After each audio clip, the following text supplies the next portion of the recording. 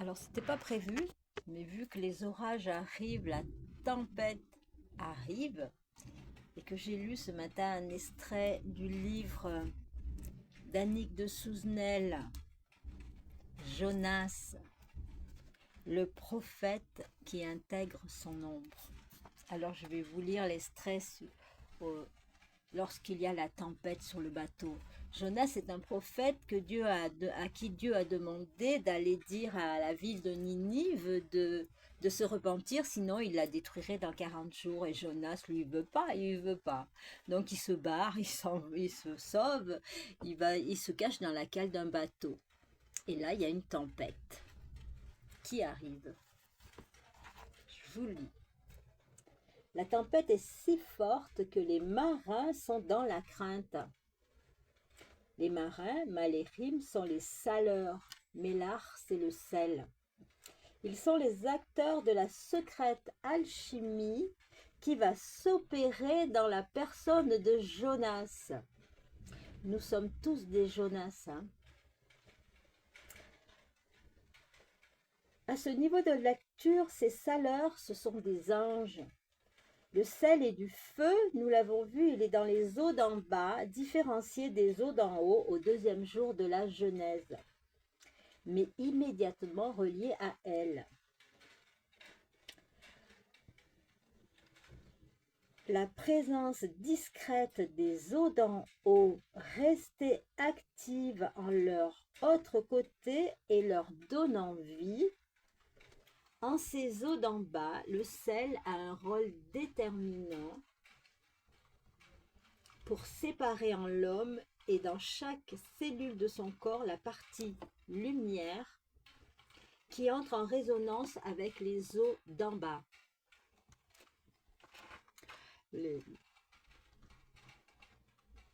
Et la partie ténèbres qui reste avec les eaux d'en bas, le potentiel d'accomplissement de l'être.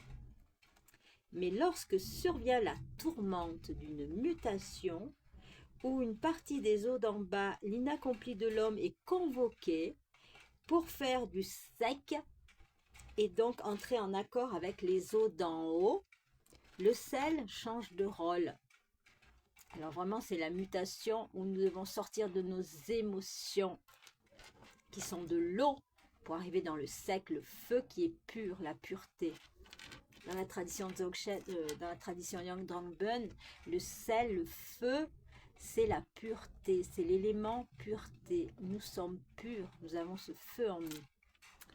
Alors, je reviens à ma lecture. Il devient catalyseur et préside au travail d'intégration de cette part des eaux d'en bas, devenant lumière information. Dans ce processus, un nouveau champ de conscience est construit, une terre nouvelle s'inscrit en l'homme et dans chaque cellule de son corps. Dans le bateau, l'être de Jonas en lequel Jonas entre en lui-même, les marins, les saleurs jouent ce rôle. Ils n'ont pas peur, ils sont dans la crainte, ouvriers d'une œuvre sacrée. Chacun prie son Dieu personnel, son Elohim, qui ne peut être étranger à l'Elohim, le seul Dieu unique. Au contraire, il balance dans la mer, Elayan, c'est-à-dire Elohim. Il balance dans la mer tous les objets du bateau pour le rendre plus léger. Entendons que les saleurs intègrent dans la lumière divine les énergies immédiatement transmutables de l'inconscient. L'inaccompli de Jonas. Nous devons, nous aussi, nous purifier, nettoyer, sortir tous les poissons de notre eau, nettoyer, jeter à la mer, jeter dans la lumière de la mer. Mais pour hâter le travail, le maître du mât, que l'on peut aussi traduire le maître du destin, l'ange gouverneur, s'approche de Jonas et le secoue durement. « Qu'en est-il de toi ?» lui dit-il. « Lève-toi, dormeur. Invoque ton Dieu. Peut-être le Elohim s'occupera-t-il de nous et nous ne périrons pas. » Une troisième fois, le nom d'Elohim est clamé, mais Jonas semble pétrifié. Il ne bouge toujours pas. Vous savez, quand vous êtes dans la tempête, là, nous venons d'avoir un éclair incroyable. Vous avez vu, les lumières, ça change, c'est un truc de dingue. Alors, je continue. Alors que la tempête s'amplifie et que le naufrage ouvre sa gueule pour avaler le navire, les saleurs qui savaient la fuite de Jonas, car il le leur avait dit, décident d'en avoir le cœur net. Pour cela, ils tirent au sort. C'est génial de faire cette vidéo en même temps qu'il y a la tempête.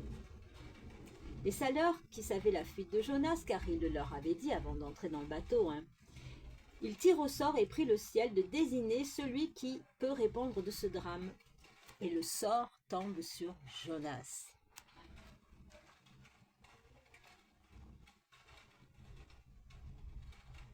Je continue.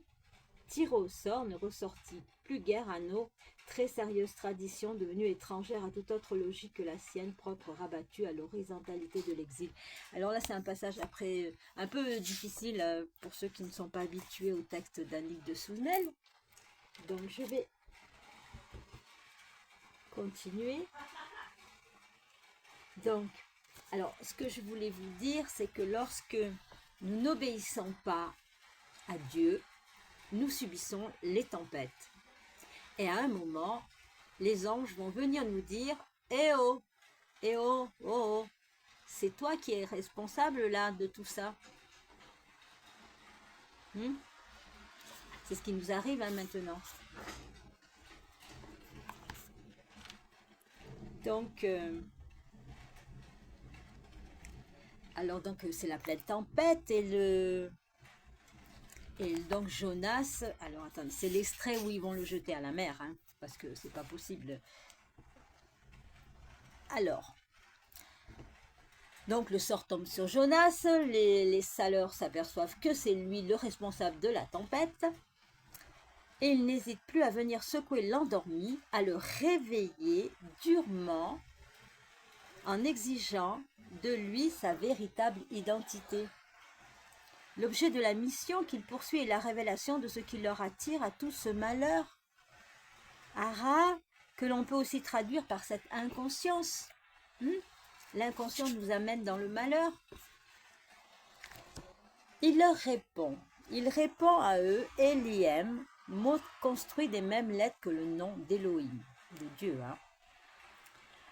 Et Jonas ne peut plus ignorer que par la voix des saleurs angéliques, c'est Dieu lui-même qui lui somme de répondre.